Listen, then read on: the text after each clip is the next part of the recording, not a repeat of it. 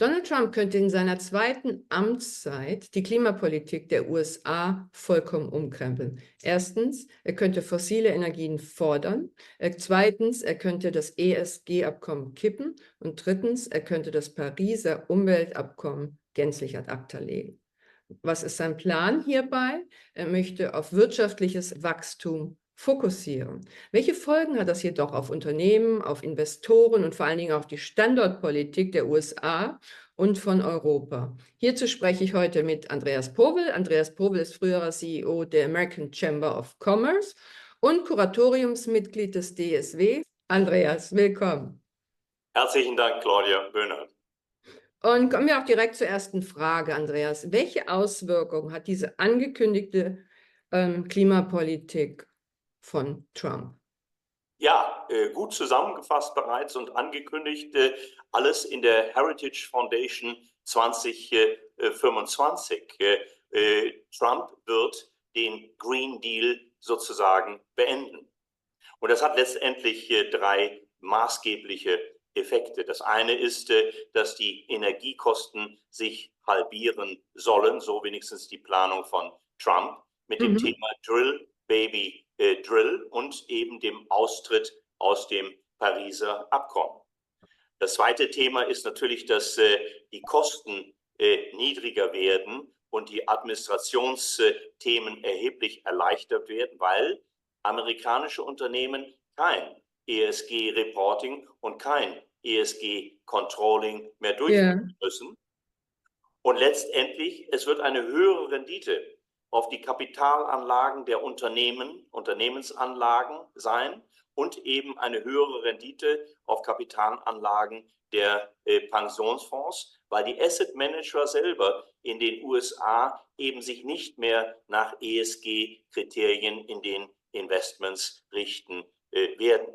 Und das Ergebnis ist erheblich, nämlich ein erheblicher Standortvorteil für Amerika, weil dort eben die Standortkosten stark sinken und damit der Ertrag steigt. Andreas, das klingt nach einem riesen Standortvorteil, ein Pluspunkt für die USA. Aber inwieweit unterscheidet sich das nun von dem, was wir in Deutschland und in der Europäischen Union sehen? Ja, und der Unterschied ist signifikant, denn im Gegensatz zu Deutschland und Europa motiviert Amerika zum unternehmerischen Denken in der Nachhaltigkeit. Ich will mal sagen, provokant, Zuckerbrot bietet Amerika, die Peitsche bietet Europa. Amerika bietet Belohnung, Europa bietet Bestrafung. Amerika sehr stark markt-, und unternehmerisch orientiert, Europa stark staatsregulativ, staatsdirigistisch unterwegs. Und das Resultat, deutsche und europäische Investoren ziehen mehr denn je nach Amerika bei gleichzeitigem weiteren Rückgang der US-Investments in Deutschland und Europa. Und das werden auch die nächsten Foreign Direct Investment Analysen von AmCham zeigen.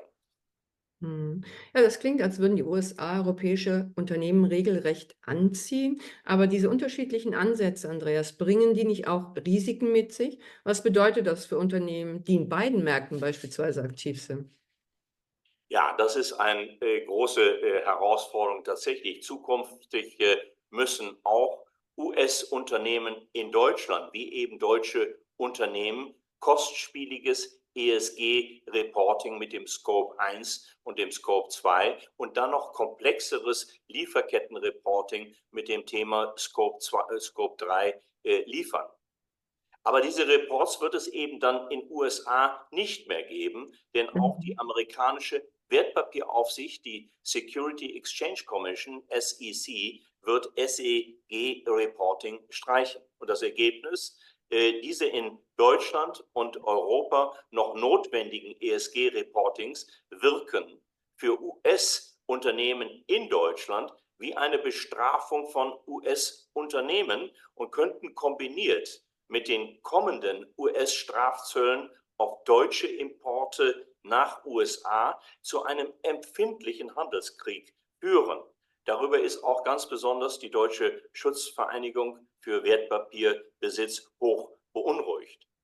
Aber Claudia, es gibt Hoffnung und Hoffnung ist die, dass ESG kein Dead Man Walking ist, solange wir hier in Europa schnellstmöglichst deregulieren und eben auch Nachhaltigkeit als ein Entrepreneurship, als ein unternehmerisches Thema verstehen. Denn nur Staatsdirigismus tötet und würde auch unsere Ökonomie hier töten.